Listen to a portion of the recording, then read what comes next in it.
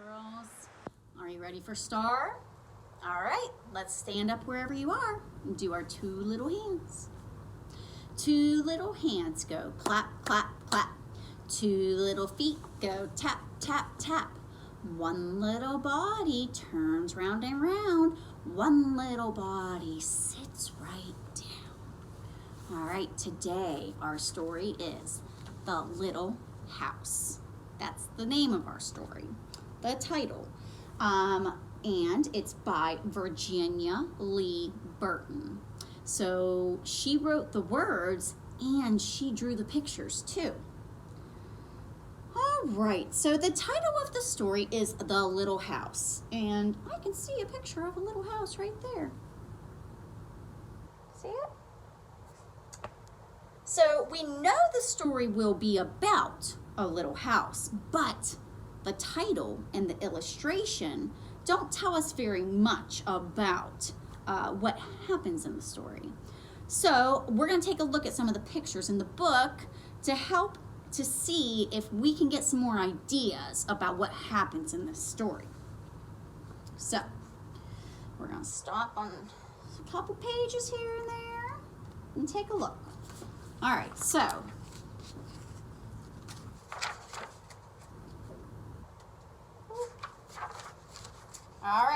look there.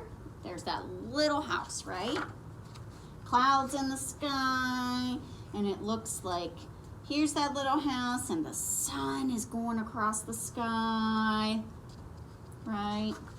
And then, ooh, it looks like it changed to nighttime. Uh-oh, more changes. Look. It looks like maybe the leaves are just growing in on the trees. It might be springtime.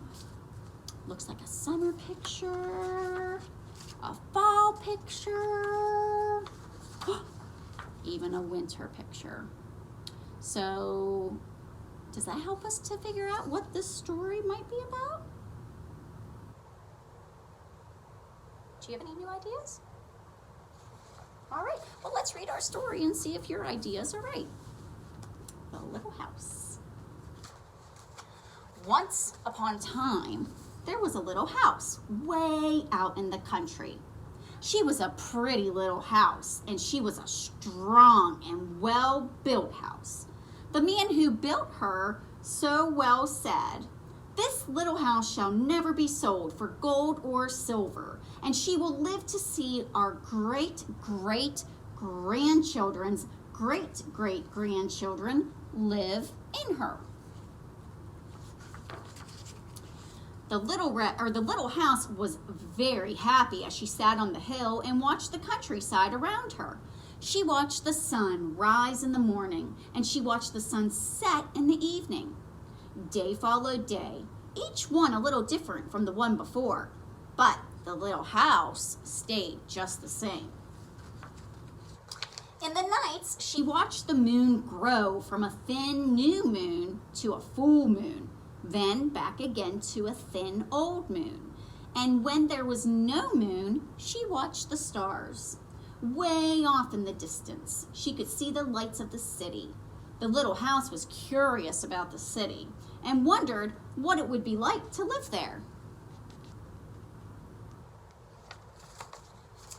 Time passed quickly for the little house as she watched the countryside slowly change with the seasons. In the spring, when the days grew longer and the sun warmer, she waited for the first robin to return from the south. She watched the grass turn green.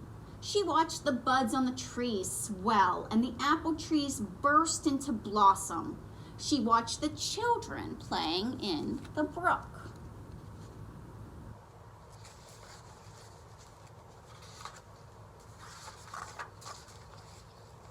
In the long summer days, she sat in the sun and watched the trees cover themselves with leaves and the white daisies cover the hill.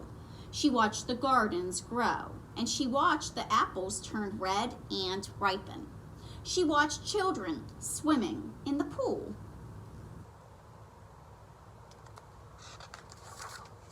In the fall, when the days grew shorter and the nights colder, she watched the first frost. turned the leaves from bright yellow and orange and red. She watched the harvest gathered and the apples picked. She watched the children going back to school.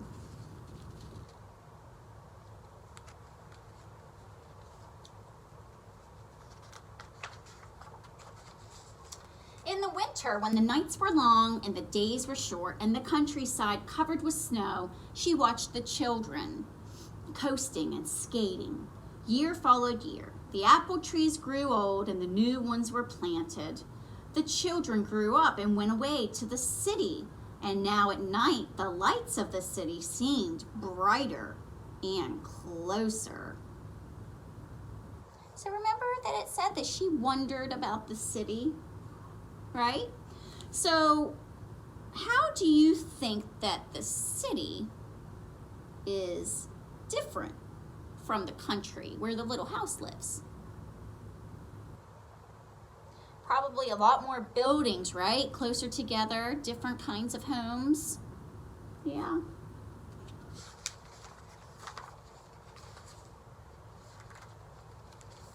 One day, the little house was surprised to see a horseless carriage coming down the winding country road. Pretty soon, there were more of them on the road and fewer carriages pulled by horses. Pretty soon, along came some surveyors and surveyed a line in front of the little house. Pretty soon, along came a steam shovel and dug a road through the hill covered with daisies. Then, some trucks came and dumped big stones on the road. Then, some trucks with little stones. Then, some trucks with tar and sand. And finally, a steamroller came and rolled it all smooth. And the road was done.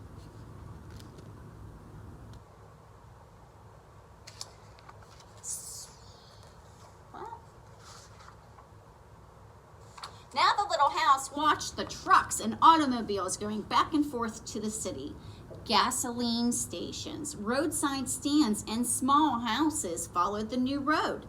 Everyone and everything moved much faster now than before. So the little house was built before there were cars. And when people started driving cars, they needed roads to drive on them. The little house watched the roads being built, right? And bringing cars to and from the country. What do you think is going to happen next? Let's see if you're right. More roads were made and the countryside was divided into lots. More houses and bigger houses, apartment houses and tenement houses, schools, stores, and garages spread over the land and crowded around the little house. No one wanted to live in her and take care of her anymore. She couldn't be sold for gold or silver, so she just stayed there and watched.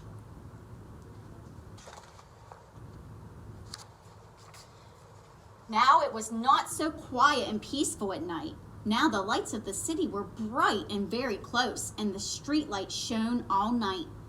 This must be living in the city, thought the little house, and didn't know whether she liked it or not.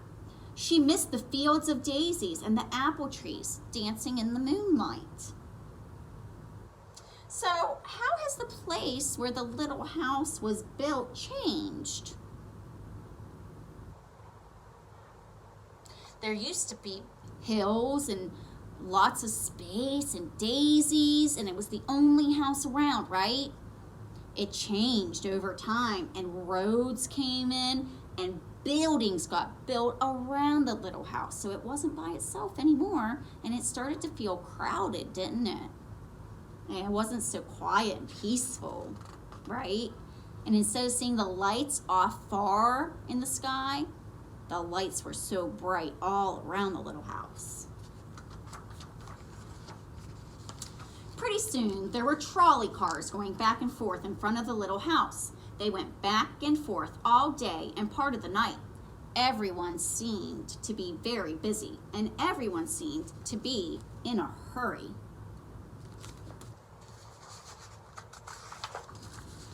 Pretty soon, there was an elevated train going back and forth above the little house. The air was filled with dust and smoke, and the noise was so loud that it shook the little house. Now she couldn't tell when spring came, or summer, or fall, or winter. It all seemed about the same. See that little house right there? You can barely even see it anymore. Pretty soon there was a subway going back and forth underneath the little house. She couldn't see it, but she could feel it and hear it. People were moving faster and faster. No one noticed the little house anymore. They hurried by without even a glance.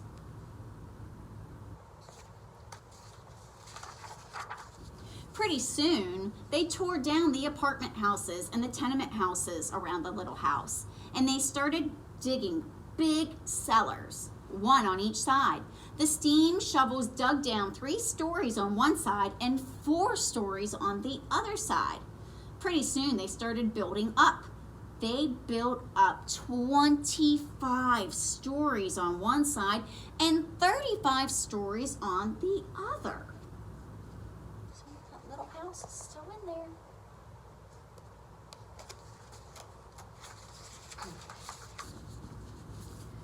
Now the little house only saw the sun at noon, and it didn't see the moon or the stars at night anymore because the lights of the city were too bright. She didn't like living in the city. At night, she used to dream of the country and the fields of daisies and the apple trees dancing in the moonlight. The little house was very sad and lonely. Her paint was cracked and dirty. Her windows were broken and her shutters hung crookedly. She looked shabby, though she was just as good a house as ever underneath.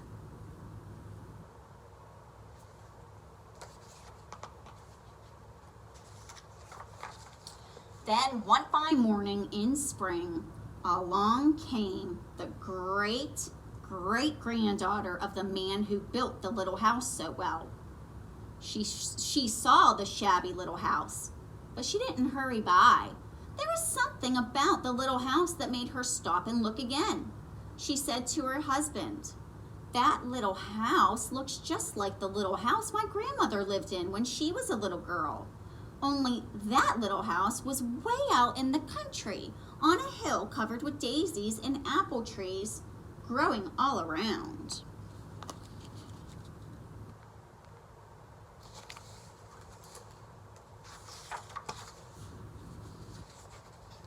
They found out that it was the very same house, so they went to the movers to see if the little house could be moved.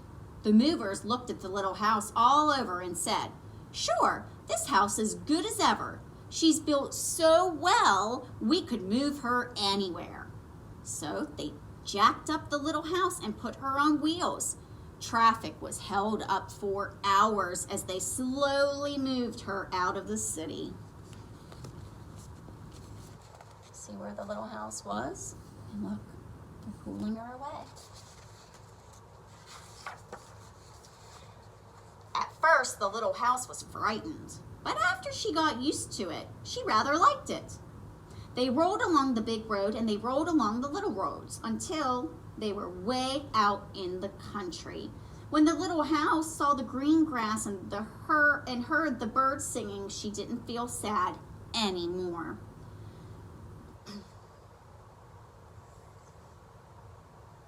They went along and along, but they couldn't seem to find just the right place. They tried the little house here, and they tried the little house there. Finally, they saw a little hill in the middle of a field, and apple trees growing around. "There," said the great-great-granddaughter. "That's just the place." "Yes, it is," said the little house to herself. A cellar was dug on top of the hill, and slowly they moved the house from the road to the hill.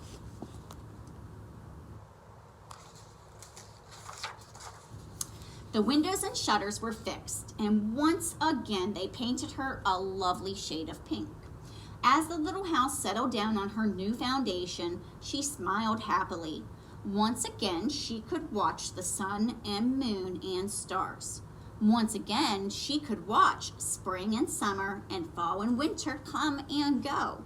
Once again, she was lived in and taken care of.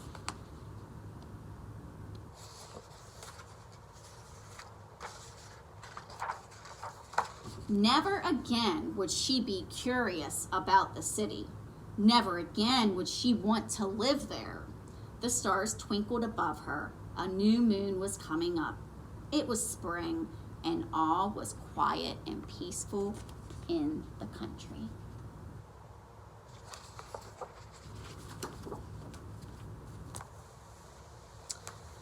So, the great-great-granddaughter of the man who built the little house moved it to the country and fixed it up to live in it. Why do you think the little house is happier living in the country? Yeah, because when the country changed and the little house was in the city, buildings, schools, and stores were built all around her and crowded her, right? What do you think that word crowded means? It means that the space around the little house was too full. There was no room around her anymore. So, can you think of a time when you went somewhere that was crowded? Where did you go? If you've ever gone to anywhere like a sporting event, like a baseball game at the Pirates, to watch the Pirates play, or if you've ever gone to like a football game at to watch the Steelers play, those get really crowded, that there's so many people around and so many people close to you, you don't have much space. In the story, we hear about people who are in a hurry. What does it mean when someone is in a hurry? When people are in a hurry, they move really fast. Have you ever been in a hurry? Where were you going in such a hurry? Sometimes moms and dads try to get you to hurry up and move quicker, right? So they can get to places on time. All right, so that's it for our story today, and I'll see you back for Math Moments. All right, see you soon.